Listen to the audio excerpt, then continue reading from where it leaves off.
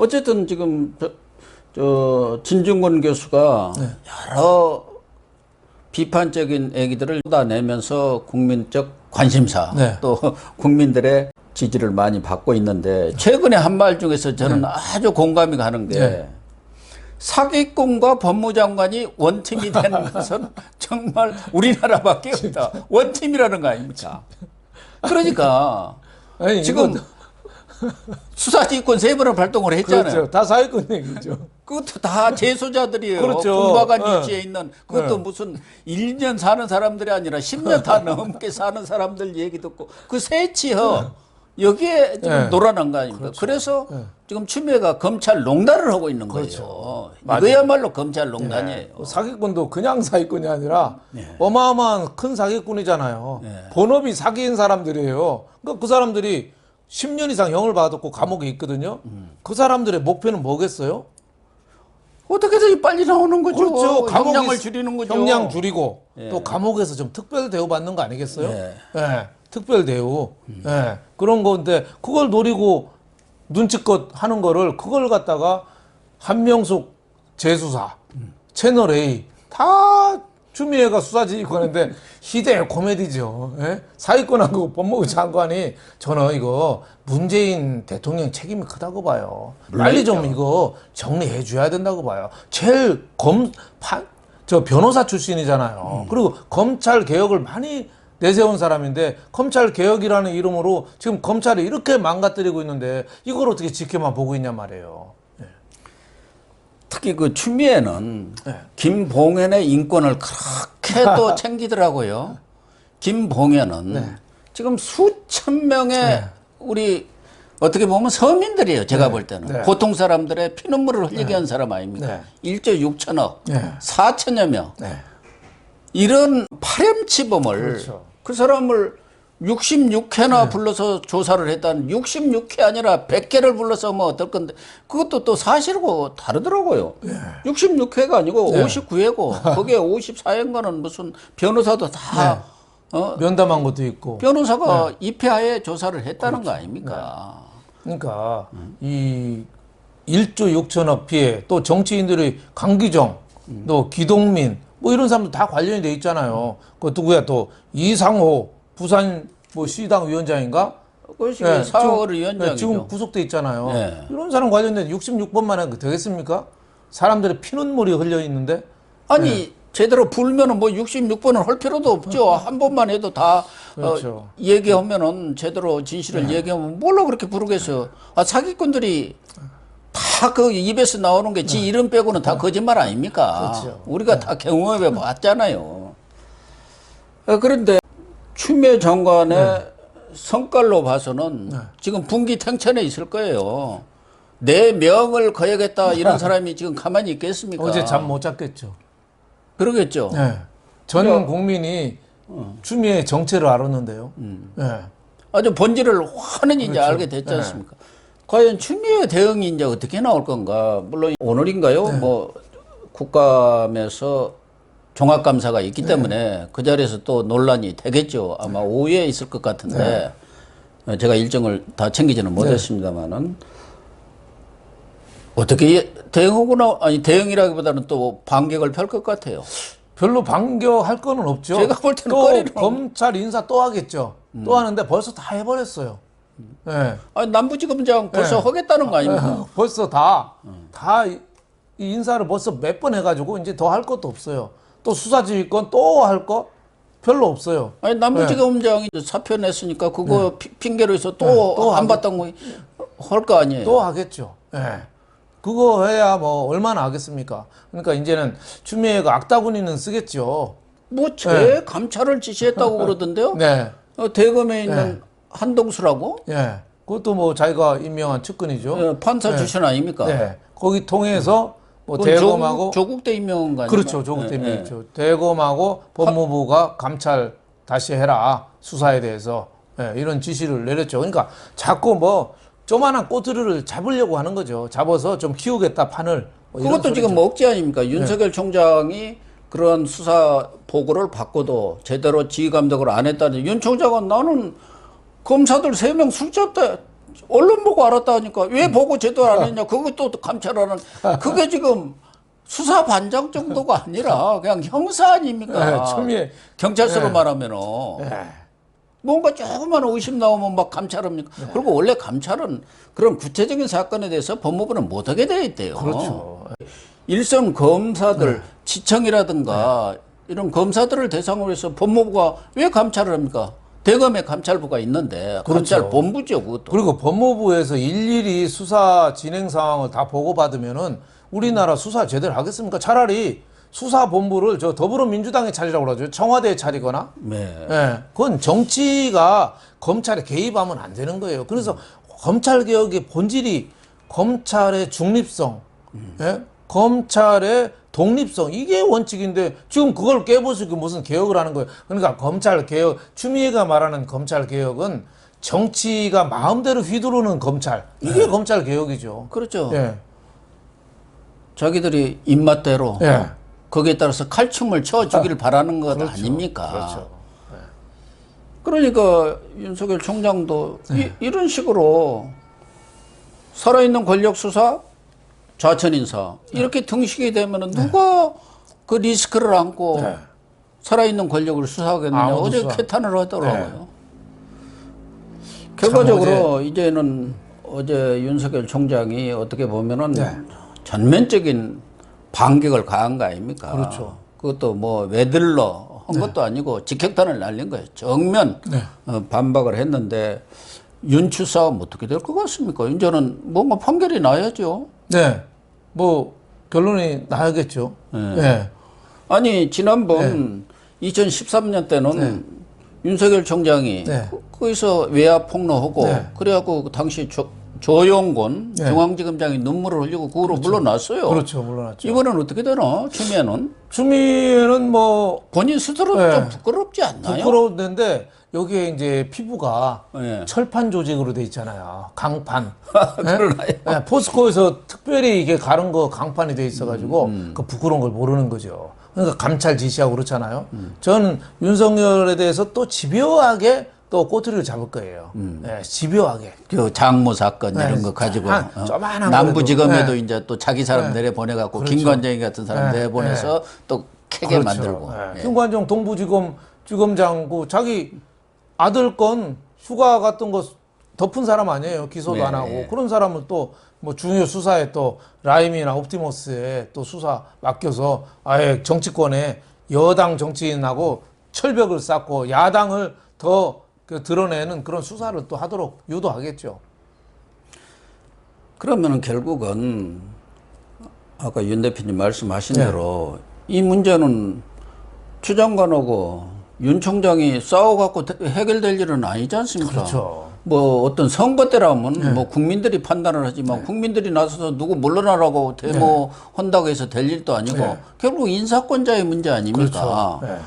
장관도 문재인이가 임명을 했고 또 윤석열 총장한테도 특별 당부까지 살아있는 권력까지 수사하라고 지시를 했고 그에 따라서 해온 거 아닙니까? 그리고 지난 4월엔가 총선 이후 경질설이 나돌 때도 또 뒤로 무슨 메시지를 보냈다는 거예요.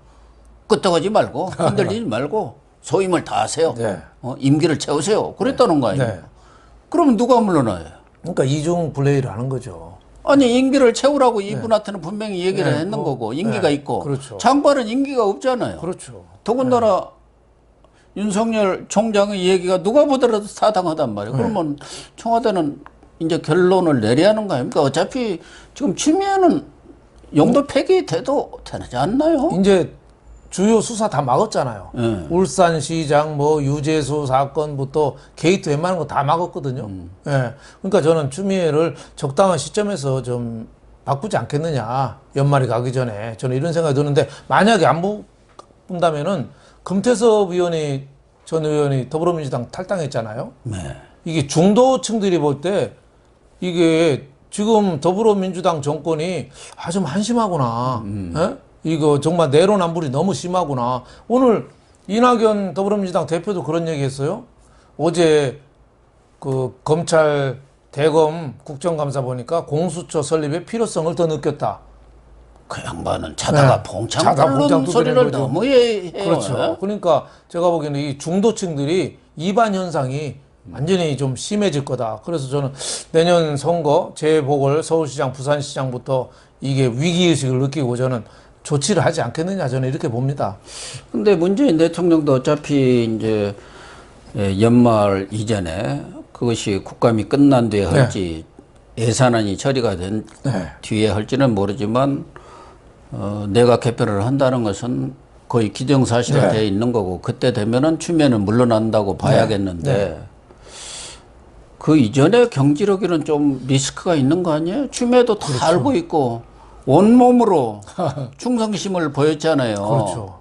그런데 그만둬 하면은 추미애가 가만히 있을까요? 그래 나도 그러면은 들이받아? 저런 사람이 제일 무섭죠. 네, 대통령이고 뭐고 뭐 지금 이제 다 할 거 다 했는데 그렇죠. 이렇게 나오면 할 말 없죠. 그러니까 국가관이나 뭐 이런 거 없이 그냥 그때그때 자신의 이익을 위해서 몸을 바치는 사람들. 이런 사람이 제일 무섭죠. 자기가 문 정권에 팽당했다 이런 생각이 들면 또 아마 역으로 또 칼을 들 수도 있을 거예요. 얼마든지 들 사람이죠. 뿐이죠. 그래서 과거에 왜 드루킹 특검하고도 추미애가 시작한 거잖아요. 그렇죠. 왜 이거 수사 안 하냐고. 자기 더불어민주당 김경수와 관련된지 모르고 혼자만 모르고 있었던 거예요. 왜 안 하냐고 그때 난리 쳐가지고 그때부터 수사 시작된 거잖아요. 옛날에 노무현 탄핵도 또 앞장섰고 예? 유분리 이걸 따져서 주로 행동하기 때문에 저는 함부로 바꾸는 것도 문재인 아마 정권도 좀 신중하지 않을까, 좀 조심스럽지 않을까. 아마 속으로는 추미애가 우리 정권 다 망치는구나 이런 생각도 좀 했을 것 같아요. 추미애 리스크라는 말은 민주당 내에서도 많은 사람들이 얘기하고 있지 않습니까? 말은 못하고 또 그 친문 실세들 비리를 다 막아주니까 그게 또 이에 닿으면은 또 친문 실세들한테 찍힐까 봐서 입은 다물고 있지만 아이고 추미애 저거 어떻게 하나 이런 걱정을 하는 사람들이 많거든요. 그러니까 지금 정권에 있었던 일의 울산시장부터 빨리빨리 수사해서 어느 정도 처벌을 받고 가야 되거든요. 그게 예방주사 백신하고 똑같은 거예요. 그래야지 정권 바뀌어도 좀 살살 넘어갈 수 있는데 지금 다 막아버렸거든요. 아마 정권 바뀌면은 뚝 무너지듯이 댐이 무너지듯이 와르르 쏟아질 겁니다. 그러면은 어떻게 감당하겠어요? 네, 저는 대통령 지금 문재인 대통령까지 사법적인 절차에서 자유롭기 어렵다. 저는 이렇게 봅니다.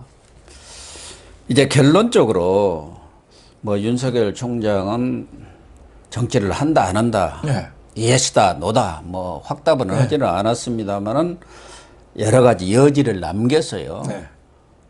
또 어제 국감을 보면서 우리 국민들도 대권 후보로서의 윤석열을 많이들 생각을 했을 겁니다.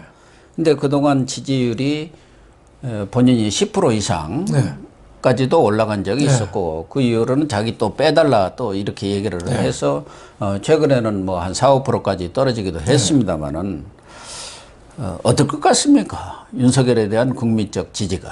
저는 어제 아직 조사는 안 해봤습니다만 어제 그 한 게 시청률이 거의 9% 10% 나왔거든요. 굉장히 많이 나온 거예요. 하루 종일 했는데 아마 국정감사가 저렇게 생중계하는 것도 드물고 또 시청률이 저렇게 많이 나온 것도 드물거든요. 국민들이 아마 무릎을 쳤을 거예요. 저렇게 소신 있는 사람? 그러면서도 남에 대한 비난이나 이런 거 좀 자제하잖아요. 박상기 전 법무부 장관이 조국 압수수색 할 때 어떻게 선처 안 되냐고 청와대 부근에서 만났다잖아요. 근데 어제 윤석열 검찰총장이 그 얘기를 하면서 좀 피해 주잖아요. 청탁은 아니었다. 왜 청탁이 아니에요? 청탁이지. 협의다. 서로 협의다. 어떻게 뭐, 했으면 좋겠냐고 적당히, 상의한 거다. 그러니까 좀 톤을 낮춰줬어요. 어제 도량도 있는 걸 좀 보여줬고 저 원칙주의자라는 윤석열의 그 자세 이런 것도 좀 충분히 보여줬기 때문에 저는 앞으로 지지율이 굉장히 많이 올라갈 것 같다 이런 생각이 듭니다. 지금 뭐 많이 좀 정치에 안에서 확실히 얘기를 안 해서 별로 안 나왔 점도 그렇죠. 있거든요. 그동안은 좀 너무 뜨뜻미지근한 것 아니냐는 그런 불만들이 많이 있었죠. 앞으로 저는 뭐 제대로 아마 흐름을 타면 뭐 정치 아직 선언을 안 해서 한계는 있지만은 이재명, 이낙연도 확 추월할 가능성도 저는 상당히 있다고 봅니다. 근데 하나 리스크는 과거 고건도 그랬고 반기문 전 유엔 사무총장은 별명이 기름장 아닙니까? 그렇죠. 그래서데다가 본격적인 어떤 정치적 검증이라는 게 아주 무섭지 않습니까? 그렇죠. 거기에는 사실 검증이 아니라 그 상대편 예를 들면 여당이든 야당이든 정치적 상대편에서 온갖 음해 공작이라는 게 또 있지 않습니까? 그렇죠. 반기문 유엔 사무총장 전 유엔 사무총장 무슨 퇴주잔이 어쩌는지 무슨 지하철 표를 샀느니 못 사느니 뭐 이런 거 하면서 무너져 버리잖아요. 그렇죠. 근데 이제 그렇기 때문에 윤석열도 리스크가 있는 거 아니냐 그렇죠. 하는 생각이 잘못하다가는 거기만 바라보고 있다가 닭조청 개되는 수가 있어요. 그런 점은 있죠. 틀림없이 있는데 저는 윤석열 검찰총장은 그 고건하고 반기문하고 좀 다른 게 그래요? 지금 역경의 가시밭길을 가고 있잖아요. 고건 반기문은 역경 가시밭길이 없었거든요. 우리나라 지도자가 되려면은 두 가지가 있어야 되더라고요. 하나는 시대적인 소명. 이 시대가 뭘 원하고 있는가.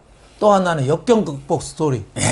근데 시대적인 원하는 게 지금 우리나라 법이 무너지고 있고 민주주의가 무너졌다는 시대적인 소명이 있어요. 검찰총장으로서 민주주의를 지키겠다. 이거 소명이 되거든요. 또 역경 극복 스토리. 지금 윤석열 검찰총장이 식물총장이 됐는데 대통령이 임명할 때 작년 7월에 살아있는 권력도 수사하라고 지시를 받고 살아있는 권력을 했는데 지금 완전히 식물이 됐잖아요. 감독은 문재인이고 주연은 지금 추미애거든요. 그런 저는 역경을 극복한 그 근육, 내부 마음의 근육, 이게 좀 충분히 생겼기 때문에 정치를 시작한다면 충분히 저는 탄력을 받을 수 있을 거다. 저는 이렇게 봅니다. 네, 알겠습니다. 시청자 여러분, 이제 문재인 대통령의 조기 결단만 남은 것 같습니다. 추미애와 윤석열 총장 간의 싸움은 이미 결판이 났습니다. 윤석열 KO 승. 그렇다고 하면 추미애 스스로 물러나는 것이 도리겠죠. 또 나아가서 윤석열 총장이 가타부타 명확한 언급은 하지는 않았습니다만은 퇴임 후 대권 도정 가능성도 열어놨습니다.